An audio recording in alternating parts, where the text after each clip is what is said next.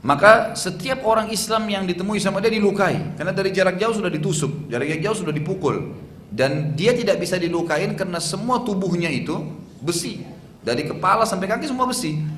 Jadi memang dia nggak bisa diserang dari sisi mana diserang, dia bisa bergerak sana sini dan memang punya kemahiran gitu kan. Sampai akhirnya salah seorang dari muslimin melapor kejadian tersebut pada Nabi SAW. Lalu Nabi SAW bersabda kepada orang-orang di sekitarnya, siapa yang bisa menghadapi orang itu? Ikut berperang, gitu kan? Dia bilang saya mahir memanah. Lalu Nabi SAW mengetesnya dan ternyata benar ia sangat mahir dan tidak meleset pada saat memanah. Maka Nabi SAW pun mengizinkan anak itu untuk ikut. Gitu kan? Seorang anak lain juga berumur 13 tahun saat melihat temannya diloloskan oleh Nabi SAW. Ini kita lihat bagaimana iman para sahabat waktu itu ya. Ini kita bicara umur 13 tahun, 12 tahun. Bukan mohon maaf seperti kita yang sudah 40 tahun. Dengar jihad pun masih sembunyi di bawah meja. Gitu.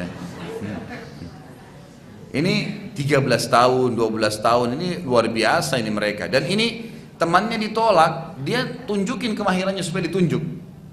Tadi waktu lolos satu ahli panah yang 13 tahun itu ada sahabat, ada nabi yang lain, ada sahabat yang lain yang memang waktu itu masih kecil ya, temannya juga. Dia lihat temannya diloloskan oleh Nabi SAW untuk berperang, dia berkata pada Nabi SAW, wahai Rasulullah, kenapa anda loloskan dia ikut perang sementara aku tidak? Dan aku bisa mengalahkannya dalam bergulat. Ini tadi yang lolos mana ya Rasulullah? Saya bisa kalahin dia gulat. Saya memang tidak mahir mana, dia mana, tapi saya bisa kalahin dia bergulat, gitu kan? Lalu Nabi SAW menyuruh keduanya bergulat. Coba tunjukin, gitu kan? Bergulat dua-duanya, ternyata benar. Ia dapat mengalahkan temannya dan yang mahir memanah tadi. Maka akhirnya Nabi SAW membolehkannya ikut. Jadi ini sedikit tambahan motivasi saja ya. Saya ini tidak saya angkatkan kisah para sahabat yang besar-besar supaya yang besar-besar di sini semangatnya seperti yang kecil-kecil gitu kan. Baik. Ada juga kisah yang lain sebelum terjadi perang Badar. Itu tadi motivasi sahabat Nabi SAW kepada sahabat-sahabat dan bagaimana belum mengizinkan anak kecil boleh ikut, dan ini hukum sendiri dalam Islam. Kalau punya keterampilan boleh ikut, tidak ada masalah. Ya tidak boleh dilarang, gitu kan? Bahkan itu baik, itu ibadah. Mereka nanti terbentuk menjadi besar pada saat sudah dewasa nanti mereka sudah semangat jihadnya luar biasa. Ada kisah lain, ada kisah pedang Nabi SAW. Begitu judulnya ya, saya tulis di sini kisah pedang Nabi SAW. Nabi SAW mengumpulkan seluruh pasukan lalu menghenuskan sebilah pedang dan berkata, siapa yang akan memberikan haknya pedang, haknya Allah dan Rasulnya pada pedang ini? Hamzah bin Abdul Muttalib radhiyallahu anhu, sahabat Nabi yang mulia, segera berdiri dan menuju ke arah Nabi SAW dan berkata, aku ya Rasulullah. Jadi Hamzah berdiri langsung mau megang pedang tersebut, mengatakan aku ya Rasulullah. Ini saking semangatnya Hamzah untuk jihad radhiyallahu anhu. Dan ini Hamzah ini kata para ulama ada rahasia imaniyah kenapa dia dihikmah oleh Allah SWT mati di Uhud dan kemudian diberikan julukan oleh Nabi SAW Sayyidi Syuhada, pimpinannya tuannya para syuhada. Karena Hamzah ini setiap hari jiwanya itu bergejolak ingin perang di jalan Allah tiap hari dan berharap matinya mati syahid, gitu kan? Maka luar biasa begitu Nabi SAW angkat pedang. Kita bayangkan Nabi SAW lagi angkat pedang lalu nawarin di medan perang nih, ini diuji keberanian. Siapa yang bisa, yang akan memberikan haknya Allah dan Rasul di pedang tersebut? Hamzah nggak pakai tanya, berdiri mengatakan saya Rasulullah, langsung mau ngambil pedang itu. Lalu Nabi SAW menolak, tidak memberikan kepada Hamzah. Hamzah pun duduk, gitu kan? Menarik pedang tersebut, duduk. Lalu Nabi ulangi lagi, siapa yang akan memberikan haknya Allah dan Rasulnya di pedang ini? Berdiri lagi Ali bin Abi Thalib radhiyallahu anhu. Kita lihat di sini kerabat-kerabat Nabi yang paling semangat, ya radhiyallahu anhum ajma'in. Ali berdiri mengatakan saya Rasulullah, langsung mengarah Nabi SAW dan mau mengambil pedangnya. Lalu Nabi SAW menolak. Ini ditolak oleh Nabi SAW. Disuruh duduk Ali, duduklah Ali. Lalu kemudian Nabi SAW ulangi lagi, siapa yang akan memberikan haknya Allah dan Rasul di pedang ini? Berdiri lagi sahabat Nabi yang mulia, ini terkenal, ini bodyguardnya Nabi SAW. Zubair bin Awam radhiyallahu anhu, ini sepupu Nabi sebenarnya. Ya, Zubair bin Awam ini ya, sepupu Nabi SAW. Ini kalau tidak salah nama ibunya Sofiyah. Ini tante Nabi SAW. Terkenal sekali. Nanti kita pada saat bahas perang Khaybar, insya Allah melawan orang Yahudi. Nanti kita lihat bagaimana Zubair bin Awam ini perannya luar biasa, mengalahkan orang Yahudi yang Yahudi itu tingginya seperti batang pohon kurma, gitu kan? Jadi orangnya besar sekali, gitu kan? Ini dikalahkan oleh Zubair bin Awam. Waktu itu memang orang Islam tidak ada yang bisa melawan dia. Maka Zubair bin Awam mengalahkannya, dan ini Zubair bin Awam terkenal dengan kekekaran tubuhnya, orangnya sangat luar biasa lah gitu kan. Berdiri mengatakan, aku ya Rasulullah. Jadi tiga orang ini betul-betul luar biasa nih semangat perangnya. Artinya kalau Nabi kasih pedang tersebut, Nabi bilang kamu harus perangi mereka semua sendiri, dia akan maju sendiri. Ini betul-betul luar biasa. Zubair bin Awam mengatakan, saya Rasulullah. Nabi SAW tarik lagi, nggak dikasih sama Zubair. Ini sepupunya Nabi, ini keluarga Nabi yang terdekat. Lalu Nabi SAW berkata yang keempat kalinya, siapa yang ingin atau siapa yang akan memberikan haknya Allah Rasul di pedang ini? Maka berdirilah sahabat Nabi yang mulia Miqdad, ya, radhiyallahu anhu, sahabat Nabi yang mulia juga. Beliau berdiri dan menuju ke arah Nabi SAW mengatakan, aku ya Rasulullah. Tapi sama, perilakunya sama, langsung berdiri langsung mau mengambil. Nabi SAW menolak lagi, yang keempat kali nih. Nabi ulangi lagi yang kelima kali, siapa yang akan memberikan haknya Allah dan Rasul di pedang ini? Dan ini satu pendidikan juga ya. Jadi kalau Bapak Ibu lagi ngajar di sekolah, ini bisa ditarik metode seperti ini. Jadi pada saat kita ingin menunjukkan pentingnya sebuah bahasan atau sesuatu yang kita ingin sampaikan atau akan diberikan, coba lemparkan pertanyaan yang membuat nanti mereka termotivasi untuk saling berlomba mengetahui ini nilainya benda ini seperti apa. Itulah yang Nabi SAW lakukan gitu kan. Siapa yang bisa misalnya menjawab pertanyaan, akan saya kasih apa yang ada di kotak ini gitu kan. Dan kotak ini pasti membuat kalian senang, misal contoh gitu kan. Maka itu akan memotivasi gitu. Ini bukan masalah menipu ya. Memang itu ada isinya, memang bendanya bagus gitu, mungkin perlengkapan sekolah dan seterusnya. Contoh saja. Ternyata ini menarik audiens untuk dengan pertanyaan itu membuat mereka termotivasi untuk bersaing, dan akhirnya benda yang sedang kita ingin berikan atau kita akan sampaikan sebuah informasi itu sangat penting bagi mereka. Nabi SAW menarik lagi sambil berkata, mengulangi kembali, siapa ya yang ingin atau siapa yang memberikan haknya Allah dan Rasul di pedang ini. Perlu kita ketahui di sini, keempat sahabat yang sudah lewat tadi itu, bahkan setiap orang di antara mereka itu memang dihitung oleh Nabi SAW dengan 1000 orang. Tadi itu Hamzah, Ali, gitu kan, Zubair dan Miqdad. 4 orang ini itu terkenal ya, tersebar di berita itu seperti kekuatan satu orang 1000 orang nih. Luar biasa semangatnya. Makanya pada saat Umar bin Khattab radhiyallahu anhu mengutus pasukan pembebasan Mesir kepada Amr bin As ya. Waktu di zaman Umar bin Khattab, nanti akan ada bahasan tentunya. Umar bin Khattab ini sempat mengirim pasukan Amr bin As dipimpin sahabat Nabi untuk menyerang Mesir. Tapi ternyata kurang, pasukannya mereka kurang, butuh tambahan. Waktu itu jumlahnya pasukan itu hanya sekitar kalau tidak salah 8 ribuan ya. 8.000 pasukan Amr bin As. Karena mau menyerang Mesir waktu itu induknya, ibu kotanya Afrika, nggak bisa diserang dengan 8.000 orang, nggak mungkin gitu kan. Maka Amr bin As menyurat surat. Ini selingan ya, tambahan informasi. Amr bin As menyurat kepada Umar bin Khattab, wahai Amirul Mukminin, kami nggak kuat, nggak mampu menyerang dengan 8.000. Maka utuslah kepada kami 4.000 lagi pasukan. Yang 4.000 pasukan itu ya menggenapkan kami 12.000. Insya Allah dengan 12.000 kami bisa. Karena Nabi SAW telah bersabda, tidak akan dikala pasukan umatku yang kalau semuanya beriman dengan jumlah 12.000, nggak akan mungkin kalah. Ini janji dari Nabi SAW. Kalau terkumpul 12.000 prajurit personil semuanya beriman kepada Allah, dipastikan janji Nabi SAW tidak akan kalah dalam peperangan. Maka apa yang terjadi? Umar bin Khattab pada saat itu mengirim 4 orang. Miqdad diantaranya tadi, Zubair diantaranya, kemudian Sa'ad ya. Ini orang-orang yang luar biasa semua ini gitu kan. Kemudian dengan Qa'qa'ah. 4 orang sahabat ini terkenal sekali. Kata Umar apa? Aku mengirim kepadamu 4 orang yang setiap orang diantaranya sama dengan 1.000 orang. Ini kata Umar bin Khattab nih. Jadi Miqdad dihitung 1.000 oleh Umar. Padahal Amr bin As minta 4.000 orang. Dikirim 4 orang sama Umar.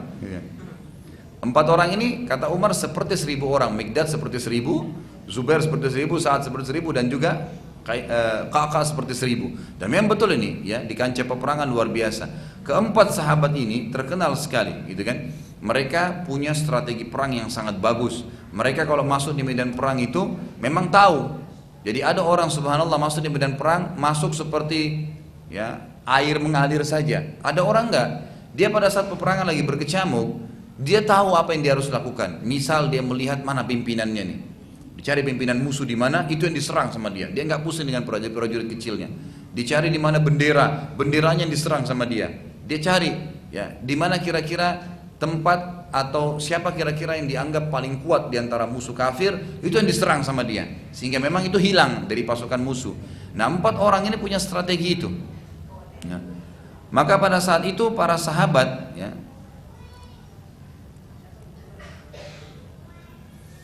kita kembali kepada kisah Nabi SAW. Pada saat itu Nabi SAW karena menolak 4 orang ini tadi yang dianggap pemimpin para sahabat, Hamzah, Ali, kemudian Zubair dan Mikdad. Ini karena ditolak, gitu kan? Maka berkatalah, ya, Nabi SAW mengulangi lagi, siapa kira-kira yang bisa memberikan haknya Allah dan Rasul di pedang ini? Ini pertanyaan selanjutnya nih. Maka seorang sahabat yang mulia bernama Sammah bin Harith, atau julukannya sering kita tahu Abu Dujana. Abu Dujana radhiyallahu anhu ini berdiri lalu berkata, wahai Rasulullah, apa haknya Allah dan Rasulnya di pedang itu? Jadi tadi kan sudah ditolak-tolak nih, ada orang berdiri dengan semangat mengambil, tidak dikasih sama Nabi SAW. Ini Syammah ini radhiyallahu anhu pinter, dia bilang, ya Rasulullah, apa haknya dulu Allah dan Rasul? Dan ini yang Nabi SAW inginkan. Jadi tadi dia lempar pertanyaan untuk sahabat bertanya lagi, apa haknya Allah dan Rasulnya, bukan cuma main ambil saja, tahu dulu apa tugasnya. Dan ini ulama mengatakan seorang mukmin harus ambil pelajaran dari kisah seperti ini. Kalau ditawarkan sesuatu, kita jeli bertanya. Ini ambil nih gratis, nggak apa-apa kita bertanya. Kenapa gratis? Siapa yang kasih? Nggak apa-apa. Oh ini karena Allah, ini dikasih karena ada yang infak. Kita sudah tahu, jelas. Jangan sampai bilang ini ambil gratis tapi ternyata dari uang korupsi, ternyata dari uang curian. Jadi kita ambil gratis tapi makan haram, nggak boleh. Makanya harus jeli bertanya, kan itu. Ini yang Nabi SAW berikan pelajaran kepada kita di kisah pedangnya. Jadi sahabat itu pada saat mau main ambil saja ditolak sama Nabi SAW. Padahal ini orang-orang mulia nih yang minta. Tapi di sini Syammah, ya, Ibn Harith Abu Dujana mengatakan, ya Rasulullah, apa haknya Allah dan Rasulnya di pedang itu? Maka Rasulullah SAW bersabda, ini sebuah kalimat yang luar biasa, ya. Nabi SAW adalah manusia yang paling sempurna, paling lembut, paling baik. Sama orang kafir pun baik sebenarnya.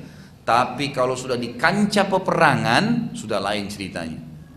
Kancah peperangan ini butuh ketegasan, menunjukkan keberanian, keterampilan. Memang pada saat itu, sehingga musuh-musuh Allah ini takut dengan kaum muslimin. Kata Nabi SAW, engkau mengambilnya pedang ini dan engkau memukulkan ke musuhmu sampai bengkok. Artinya lawan mereka sampai bengkok pedang ini. Siap nggak? Gitu. Maka Syammah radhiyallahu anhu berkata, aku siap ya Rasulullah. Gitu kan? Maka Rasulullah SAW pun memberikan kepada Abu Dujana. Yang kemudian Abu Dujana mengambil pedang tersebut dengan sangat senang dan bangga karena ia telah diberikan oleh Nabi SAW. Lalu ia meletakkan pada kepalanya kain warna merah. Jadi ada di zaman dulu itu dipakai topi besi untuk menghindari kepala dibacot atau dipukul dengan pedang. Maka diikatlah sama dia di situ imamahnya dia. Jadi imamah warna merah dibuat imamah itu di luar, ya, topinya, dan itu berwarna merah. Kemudian sambil berjalan di hadapan musuh. Jadi musuh orang kafir sudah ada, Abu Dujana jalan di depan sambil pedang yang tadi Nabi SAW kasih itu diangkat-angkat sama dia di depan musuh. Kayak kesannya nantang mereka gitu kan? Maka pada saat itu kesannya kayak ada kesombongan. Lalu Nabi SAW waktu lihat itu berkata dalam hadis sahih, sungguh cara jalan seperti ini yang Abu Dujana buat nih dibenci sama Allah, kecuali pada tempat seperti ini. Di kancah peperangan tunjukkan kesombongan kalian pada orang kafir, nggak apa-apa, gitu kan?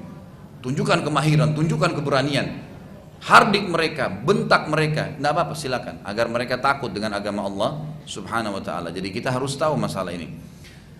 Ka'ab radhiyallahu anhu berkata, aku sangat penasaran ingin tahu sahabat Nabi yang lain nih, seperti apa dan bagaimana Abu Dujana memberikan haknya Allah dan Rasul di pedang tadi. Karena kan tadi sudah janji, ya, saya akan kasih ya Rasulullah, menghantam sampai bengkok nih, bukan main-main, ini amanah, gitu kan. Maka Ka'ab bin Malik dari sahabat Nabi yang lain bilang, saya mau tahu nih Abu Dujana gimana memberikan haknya Allah dan Rasul di pedang tersebut. Lalu aku pun mengikutinya. Saat itu di kancah peperangan terdapat seseorang dari kafir Quraisy yang sangat kuat dan tidak terkalahkan. Lalu aku berdoa pada Allah. Ini Ka'ab nih berdoa sama Allah untuk apa kira-kira? Apa doanya? Dia bilang, aku berdoa pada Allah agar mempertemukan orang itu sama Abu Dujana.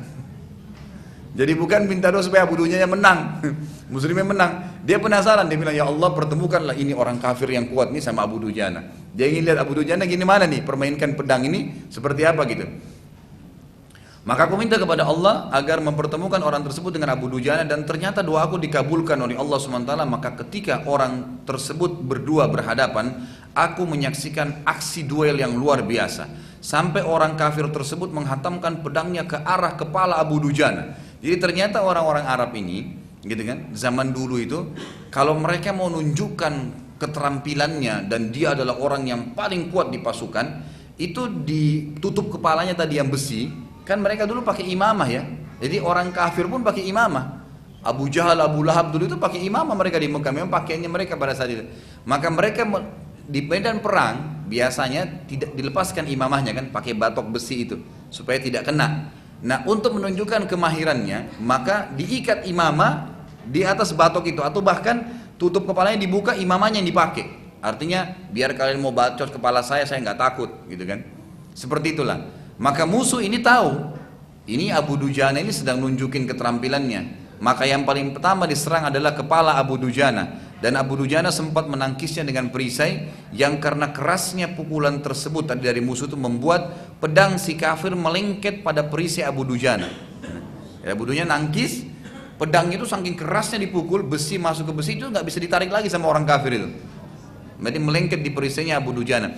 Saat Abu Dujana melihat hal tersebut, maka ia pun segera menyerang si kafir yang sudah berusaha lari karena ada lagi pedangnya, gitu kan. Abu Dujana lalu mengejarnya sampai ia berhasil mendekati si kafir dan menghantamkan pedangnya dengan keras ke arah kepala si kafir dari belakang, dan membuat kepala si kafir terbelah menjadi dua. Jadi ini kisah peperangan yang luar biasa ya. Ini siapa yang dilihat nih? Si Ka'ab nih. Tidak semua sahabat menyaksikan kejadian tersebut, gitu kan. Abu Dujana waktu itu tahu nih, sempat dia waktu selesai membunuh orang kafir itu, ternyata ada Ka'ab di sekitar situ memantau, kayak memantau, melihat nih. Dia tidak ikut sibuk berperang, dia sibuk melihat duel tadi itu. Lalu Abu Dujana balik ke arah Ka'ab berkata, bagaimana pendapatmu wahai Ka'ab? Dia Abu Dujana setelah menang mengatakan, bagaimana pendapatmu wahai Ka'ab? Gitu kan. Jadi Ka'ab pun akhirnya tersenyum ya, dan berkata, engkau telah memberikan haknya dan rasulnya pada pedang itu. Kemudian ada kisah yang lain, kisah Handalah. Handalah radhiyallahu anhu. Kita ini sebenarnya kisah-kisah yang unik dulu di peperangan ya. Saya belum masuk ke peperangannya nih. Nanti ada peperangan sendiri. Peperangannya pada saat nanti berkecamuk terjadi itu ada kisahnya sendiri. Ini kisah-kisah yang unik dulu. Kisah Handalah. Handalah radhiyallahu anhu pada saat mendengarkan seruan jihad dari Nabi SAW di Madinah pada subuh hari Sabtu. Kan ini perang Uhud ini hari Sabtu terjadi ya. Dan pasukan Quraisy itu tiba, itu sebagian ahli sejarah menyebutkan adalah di waktu duha. Di waktu duha mereka tiba di kancah peperangan di Uhud, sudah mau menghadap ke Madinah. Maka Nabi SAW setelah sholat subuh mengiklankan jihad, lalu kemudian pasukan terbentuk, lalu mereka melewatin tadi kebun-kebun kurma itu pada saat matahari sudah mulai terbit. Yang itu, seperti itu keadaannya. Handalah ini pada malam ya Sabtunya hari Jumat itu baru saja menikah, dan dia baru saja bermalam pertama dengan istrinya. Selepas sholat subuh dan ia masih dalam keadaan junub. Jadi pada saat itu dalam hadis sejarah ini bukan aib sebenarnya, bukan sedang menceritakan masalah hubungan biologis Handalah radhiyallahu anhu, bukan, tapi di sini bagaimana ya keberanian ya keimanannya Handalah radhiyallahu anhu. Beliau menikah malam itu, kemudian beliau menunda hubungan biologisnya sampai sholat subuh, azan subuh, kemudian beliau setelah sholat subuh berhubungan biologis sama istrinya. Dan ini sebagian ulama juga mengambil hukum dari sini, subhanallah. Perilaku sahabat pun sudah menjadi hukum, gitu kan. Sampai para ulama fikih mengatakan perilaku Handalah memberikan pelajaran kepada siapapun muslim yang sedang menikah di malam hari. Kalau mereka khawatir subuhnya terlewatkan dan sholat malamnya karena junubnya, maka dianjurkan menunda berhubungan biologis sampai selesai subuh. Sampai seperti itu mereka memahami hukum, gitu kan. Karena dikhawatirkan banyak orang kena malam pertama, tadinya biasa dia pergi subuh masjid, sekarang tidak subuh lagi di masjid, gitu kan. Nah ini alasannya karena malam pertama nggak bisa, gitu kan. Itu bukan itu ya alasannya. Handalah radhiyallahu anhu setelah sholat subuh berhubungan biologis dengan istrinya, dan dia belum sempat mandi junub, gitu kan. Lalu terdengarlah waktu Handalah pulang ke rumahnya dekat masjid. Diseruhlah seruhan, biasanya Bilal yang seruhkan. Jihad, Rasulullah SAW panggil jihad. Hanzalah dengar nih. Dan biasanya kalau diserukan jihad begitu, sahabat berkumpul semua depan masjid. Semua penuh depan masjid, kumpul semuanya. Maka Hanzalah pun tadi masih dalam keadaan junub, keluar, ngumpul. Mau dengar nih seperti apa, jihadnya kemana. Nanti niatnya mau mandi junub gitu kan. Tapi yang jelas seperti itulah. Ternyata Nabi SAW pada saat sudah berkumpul sahabat, nggak pakai nunggu. Pasukan yang sudah terbentuk itu langsung keluar. Jadi dia nggak sempat pulang ke rumahnya. Jadi Hanzalah masih dalam keadaan junub, gitu kan? Di kancah peperangan dia terbunuh, radhiyallahu anhu, mati syahid. Maka Nabi SAW melihat jenazahnya, beliau bersabda, tiba-tiba ya pada saat itu sambil mengalihkan pandangannya. Jadi jenazahnya Hanzalah dari depan, Nabi SAW alihkan pandangannya. Lalu para sahabat berkata, ya Rasulullah, kenapa anda mengalihkan mata anda dari Hanzalah? Kata Nabi SAW, aku melihat istrinya dari bidadari yang menjemputnya dari surga. Maka aku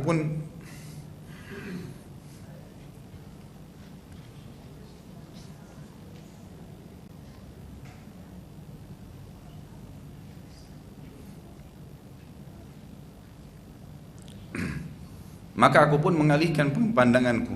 Di sini kita lihat Bapak Ibu sekalian pelajaran yang sangat besar yang Allah Subhanahu wa taala dan Rasulnya janjikan tidak ada yang bohong. Ini bukan masalah kasus bidadari, tapi bagaimana Nabi kita ya, Muhammad SAW menjanjikan sesuatu yang benar.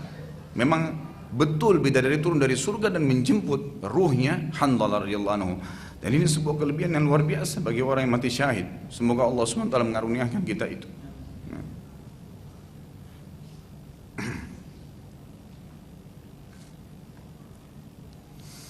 Baik, kisah yang lain. Kisah Khuwairiq radhiyallahu anhu, sahabat Nabi dari Yahudi, dan kisah Kazman. Ini juga sebuah kisah yang luar biasa di Uhud. Termasuk yang bergabung dalam pasukan muslimin seorang Yahudi yang tiba-tiba masuk Islam saat akan terjadi peperangan bernama Khuwairiq. Jadi ada satu orang Yahudi yang pada saat itu mendengarkan Nabi SAW mengumandangkan jihad. Kemudian dia tahu Nabi SAW adalah seorang Nabi di subuh itu juga. Lalu dia segera berdiri berkata kepada orang-orang Yahudi di Madinah, kalian sangat mengetahui bahwasanya Muhammad adalah seorang Nabi dan jelas tertulis dalam Taurat. Karena ialah kalian hijrah ke kota Madinah ini. Maka bagaimana bisa kalian membiarkan dia berperang sendirian?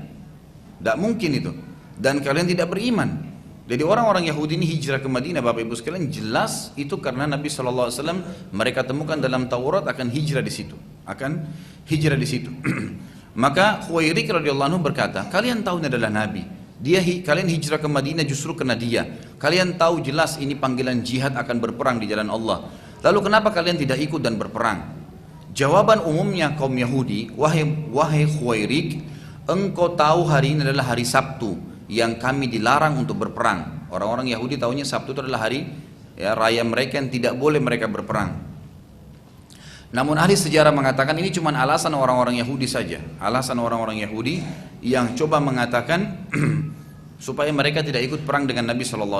Maka Khuwairiq radhiyallahu anhu dengan sendirinya datang ya, bersama Nabi SAW, datang kepada Nabi SAW dan mengucapkan syahadat pada saat pagi itu, subuh itu. Asyhadu an la ilaha illallah wa asyhadu anna Muhammadar Rasulullah. Lalu kemudian dia mengatakan, ya Rasulullah, saya ingin ikut berjihad nih. Maka Nabi SAW izinkan. Ini Khuwairiq orang Yahudi yang baru masuk Islam pada saat itu. Khuwairiq telah beruntung karena imannya tersebut, ditambah lagi segera ikut berjihad di hari pertama, atau di hari pertama dia mengucapkan syahadat.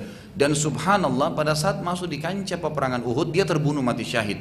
Maka sabda Nabi SAW, siapa yang ingin melihat orang yang menjadi penghuni surga padahal belum pernah sholat satu kali pun, lihatlah orang ini. Lalu Nabi SAW menunjuk kepada Khuwairiq, ya, menunjuk kepada Khuwairiq. Dan ini luar biasa nih, ya.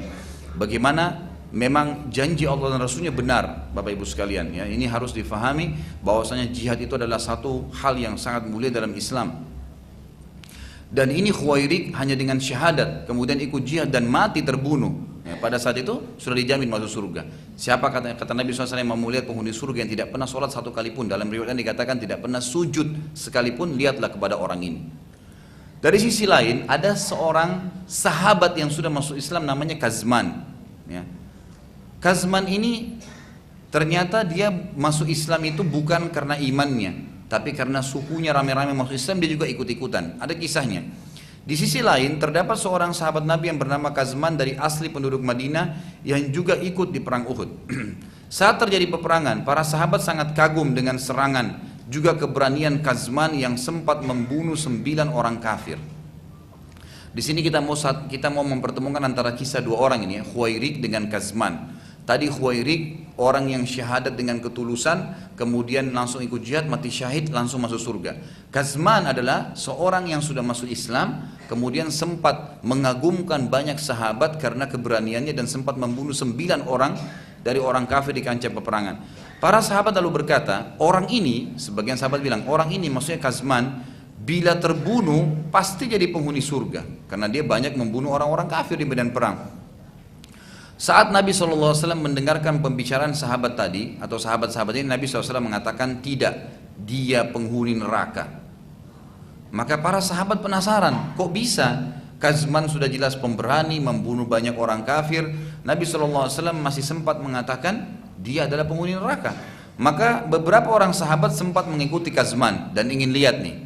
Saat Kazman terluka bagian kakinya, karena terluka kena sabetan pedang musuh, dan ia tidak tahan dengan rasa sakitnya, maka ia pun turun dari kudanya lalu menusuk dirinya sendiri seraya berkata, sungguh aku berperang untuk membela kaumku.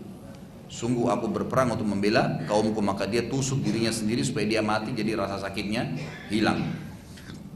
Ini pelajaran yang luar biasa Bapak Ibu sekalian. Di kancah peperangan pun itu kan akan terlihat siapa yang beriman benar dan siapa yang tidak beriman benar. Ini pelajaran luar biasa. Bagaimana Khuwairik yang ikut jihad karena Allah dan Rasulnya, walaupun belum pernah sholat sekalipun, pada saat dia terbunuh dijamin masuk surga. Sementara Kazman yang sudah masuk Islam sebelumnya saat mati di medan jihad, ya, bukan karena Allah dan Rasulnya, maka ia pun menjadi penghuni neraka. Menjadi penghuni neraka. Jadi ini jelas sekali kita harus ambil pelajaran dari kisah-kisah seperti ini. Selanjutnya kisah Amr bin Jamuh radhiyallahu anhu. Kisah sahabat Nabi yang lain. Amr bin Jamuh ini bagi bapak-bapak yang merasa dirinya sudah tua, sudah lemah, nggak bisa jihad. Ini coba ambil pelajaran dari Amr bin Jamuh. Kalau lagi dikumandangkan jihad Bapak Ibu sekalian, biar tangan kita sudah nggak bisa angkat senjata, ikut aja. Gitu kan? Kalau lagi dikumandangkan, memang sudah fardu ain, Indonesia lagi diserang, berdiri aja lawan. Gitu kan? Banyak kisah. Amr bin Jamuh ini adalah salah satu sahabat yang kakinya pincang, memang nggak bisa jalan satunya. Gitu kan, dia kalau jalan banyak ditopang oleh anak-anaknya gitu, ataupun kalau dia jalan dia paksa sekali. Pada saat terdengar panggilan jihad di subuh hari Sabtu tadi itu, maka dia pun datang kepada Nabi SAW mengatakan sambil pincang kakinya, ya Rasulullah, izinkan aku ikut, ya. Maka anak-anaknya ikut bersama yang mengatakan, ya Rasulullah, ayah kami nggak mampu pincang kakinya, gitu kan, nggak mungkin. Kalau kudanya jatuh pun nanti dia nggak bisa lari, akan dibunuh oleh musuh. Kata Amr bin Jamuh, kata Nabi SAW, tapi kamu lagi pincang kan, anak-anak mau melarang kamu, gitu kan. Ditanya oleh Nabi SAW, mau dilihat ini mau nggak masuk medan perang benar? Apa yang dia bilang? Ya Rasulullah, dengan kalimat jelas, walaupun aku pincang, justru aku ingin menjadikan kakiku yang pincang ini penyebab aku masuk ke dalam surga. Maka akhirnya Nabi SAW izinkan, dan betul di kancah peperangan beliau terbunuh. Beliau terbunuh radhiyallahu anhu. Ini kurang lebih gambaran beberapa sahabat, dan kita tutup dengan kisah Zubair bin Awam radhiyallahu anhu. Terdapat seorang prajurit Quraisy yang sempat menunggangi kuda dan sangat mahir bermain pedang yang panjang di atas kudanya. Jadi zaman dulu itu pedang juga ada dua macam. Ada pedang yang hanya ukuran lengan, dan ada pedang yang ukuran 2 lengan manusia. Memang dibuat begitu, 1 lengan panjang pedangnya itu cukup untuk membunuh 1 orang, dan ada memang yang panjang 2 untuk menjangkau musuh-musuh dengan jarak yang jauh. Dan ini memang butuh keterampilan khusus karena agak berat gitu kan, memegang pedang yang panjang ukuran 2 lengan, ya. Maka ada seorang dari orang Quraisy yang memang menunggangi kuda, semua kudanya besi, dia pun badannya semuanya besi, dan dia sangat mahir pakai pedang yang panjang tadi itu. Yang itu. Maka setiap orang Islam yang ditemui sama dia dilukai, karena dari jarak jauh sudah ditusuk, jarak jauh sudah dipukul, dan dia tidak bisa dilukain karena semua tubuhnya itu besi, dari kepala sampai kaki semua besi. Jadi kalau zaman dulu juga Bapak Ibu perlu tahu, orang-orang yang mahir menunggangi kuda ini seperti sekarang orang yang ya sebagian ulama mengatakan ya seperti mobil tank kalau kita sekarang. Jadi memang dia nggak bisa diserang, dari sisi mana diserang, dia bisa bergerak sana sini dan memang punya kemahiran gitu kan. Maka semua orang Islam dilukain sama dia, sampai akhirnya salah seorang dari muslimin melapor kejadian tersebut pada Nabi SAW. Lalu Nabi SAW bersabda kepada orang-orang di sekitarnya, siapa yang bisa menghadapi orang itu? Nabi SAW motivasi para sahabat yang ada. Maka tidak seorang sahabat pun yang berani menjawab. Nabi SAW mengucapkan lagi kedua kalinya, siapa yang akan menghadapi orang tersebut? Jika juga belum ada yang menjawab. Lalu Nabi SAW mengulangi yang ketiga kali, siapa yang akan menghadapi orang tersebut? Saat itulah Zubair bin Awam radhiyallahu anhu berkata, aku ya Rasulullah. Maka Nabi SAW bersabda, demi Allah wahai Zubair, bila engkau tidak keluar, maka pasti aku yang akan keluar. Jadi di sini kita lihat bagaimana Nabi SAW memang betul-betul tidak main-main ya. Dan kalau Bapak Ibu masih ingat, pernah dari riwayat Bukhari yang menjelaskan Nabi SAW ini punya kepribadian yang sangat pemberani. Pernah Madinah tiba-tiba ribut malam-malam gitu kan, akan dikepung oleh diserang oleh para perampok. Maka Nabi SAW waktu itu ya, sempat terdengar gemuruh dan para sahabat sempat kumpul depan rumah Nabi SAW. Tunggu instruksinya Nabi apa ini. Gak lama kemudian suara gemuruh orang-orang yang menyerang itu sudah hilang. Dan mereka mengatakan, kami melihat dari kejauhan ada seseorang menunggangi kuda yang memegang obor di tangan kirinya dan pedang di tangan kanannya. Pada saat dia dekat ternyata dia adalah Nabi SAW. Jadi Nabi waktu terjadi penyerangan kota Madinah itu tidak nunggu sahabat-sahabat kumpul lalu suruh mereka nyerang lalu beliau tinggal di rumahnya. Beliau langsung menunggangi kuda, ngambil pedang sama obor, mengusir sendirian para perampok-perampok itu. Jadi seperti itu luar biasa. Nabi SAW di sini memang menunggu instruksi dari Allah. Kalau Allah suruh perang ya perang. Ternyata di sini Nabi SAW tidak mendapatkan perintah dari Allah untuk turun di kancah peperangan. Maka beliau motivasi para sahabatnya, siapa yang bisa, siapa yang bisa. Sampai 3 kali, untung Zubair bin Awam mengatakan iya. Kalau tidak, kata Nabi, demi Allah, kalau kau tidak mengatakan iya wahai Zubair, saya akan turun. Pasti saya akan perangi orang itu. Dan tentu Nabi SAW punya keterampilan dalam perang. Maka Zubair bin Awam pun berkata, aku lalu mengikuti orang tersebut ya, dan terus mencari kesempatan. Kira-kira di sisi mana nih aku bisa membunuhnya. Setiap kali aku melihat tubuhnya selalu aku temukan ada besinya. Nggak ada. Sampai aku menemukan ternyata di antara dua matanya itu ada karet. Nah, ada karet penyambung. Jadi tidak mungkin semuanya besi gitu kan. Jadi ada karet di antara dua matanya. Jadi kurang lebih di titik-titik seperti ini ya. Kemudian Zubair mengatakan, aku melihat cuman itu celahnya. Nggak ada celah lain. Orang ini badannya besar, kudanya besar, kuat, mainkan pedang dari jarak jauh. Kata Zubair radhiyallahu anhu, lalu aku pun menghadapinya, aku mendekatinya. Setiap kali dia berusaha menyerang, aku menghindar. Sampai aku berada tepat di depan matanya, jadi dia cari dia, dan aku lemparkan tombak yang masuk di karet itu, menembus dari belakang kepalanya. Jadi bagaimana kita lihat keterampilan Zubair bin Awam radhiyallahu anhu, dan ini yang saya bilang tadi ya. Nanti di perang Khaybar pun itu kita akan lihat bagaimana keterampilan dia mengalahkan orang Yahudi yang sebesar pohon kurma diceritakan oleh para sahabat. Jadi ini memang ini pelajaran juga sebagai berikut Bapak Ibu sekalian. Perlunya orang Islam mengetahui tentang ya militer, harus tahu. Ya minimal mengetahui nama-nama senjata, minimal bukan untuk jadi teroris ya. Jangan salah paham. Tapi memang agama kita memerintahkan untuk tahu dan wajar kok. Sekarang aja di game-game banyak game perang kan gitu. Wajar orang muslim tahu, oh ini nama senjatanya ini, oh cara penggunanya seperti ini. Ya gitu kan banyak sekali. Bukan untuk membuat pemberontakan, karena kita tidak boleh berontak dengan pemerintah. Kita harus patuh dengan pemerintah kita. Kita tidak boleh melakukan penyerangan tanpa ada udzur-udzur syar'i, tanpa ada yang sudah dari pemerintah tertentu yang setempat. Itu semua jelas gitu kan. Dalam perang pun tadi pada saat Abu Dujana disuruh memukul musuh gitu kan, itu memang memukul musuh untuk membuat dia mati. Kalau sudah mati nggak ada mutilasi dalam Islam. Sebagaimana sudah pernah kita jelaskan. Jadi memang harus difahamin di sini, jangan sampai umat Islam meninggalkan 100% masalah jihad itu. Yang kan gitu. Nanti kita lihat juga ibu-ibu juga begitu, perlu memotivasi anak-anaknya menceritakan tentang tokoh-tokoh Islam ya. Sekarang umat Islam ini dibodohi dengan sejarah. Maksudnya dibodohkan ya oleh sejarah yang dikarang-karang. Umat Islam sekarang tidak tahu apa-apa. Kira-kira menurut anak-anak kita siapa yang sekarang ini menjadi pahlawan dunia, kira-kira? Yang ada Spiderman, Superman, ada Batman. Ini semua Bapak Ibu sekalian cerita bohong. Nggak ada Spiderman itu, nggak ada Superman, nggak ada Batman. Tapi anak-anak kita begitu. Yang sayangnya ibu dan bapaknya belikan spray ini, berikan baju ini, belikan bola yang gambarnya ini. Makin menghayallah anak itu, gitu kan? Jadi yang dia tangkap, kalau mau jadi orang yang hebat harus keluar jaring dari tangannya, gitu kan? Harus bisa terbang, punya sayap. Sampai lihat anak-anak kita kalau dibelikan baju Superman, apa yang dia gambarkan? Mau terbang. Padahal mustahil manusia bisa terbang. Menghayal itu. Ini contohnya. Jadi kita seperti kehilangan figur. Padahal kalau kita lihat bagaimana Zubair bin Awam tadi menghadapi musuh, walaupun ini cuma cerita, tidak difilmkan ya. Bapak Ibu tahu nggak kalau cerita-cerita seperti ini sampai pada orang-orang Hollywood itu dibuatin film sama dia. Mereka berharap ada konsep-konsep seorang tokoh yang bisa diangkat lalu difilmkan sama mereka. Seperti itu. Kita punya banyak sekali. Ada kisah Maslamah radhiyallahu anhu, sahabat Nabi yang mulia yang menembus benteng-benteng Persia, masuk di antara jaringan-jaringan tempat air terjun mereka. Ada yang dilempar dari jarak jauh menembus bentengnya musuh, ada yang membunuh unta, ada yang membunuh gajah. Kakar nanti di perang ya Qadisiyah di bersama Umar bin Khattab. Itu luar biasa perjuangan mereka dalam medan perang tuh. Jadi memang kancah-kancah peperangan, dan kita bukan memenangkan peperangan 1-2 kali, Bapak Ibu sekalian. Kita memenangkan peperangan banyak sekali. Di peperangan Nabi SAW, umat Islam cuma kalah di Uhud. Yang lainnya semua menang. Itu kan? Yang lainnya semua menang. Lalu mana kisah-kisah kita dari peperangan ini?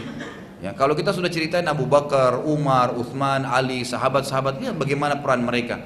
Pernahkah Bapak Ibu mungkin Bapak Ibu pun baru tahu tadi kalau ada sahabat-sahabat yang 13 tahun mau ikut jihad, gitu kan? Bagaimana dengan anak-anak kita sekarang? Maka berhenti memberikan mereka kisah-kisah kosong itu.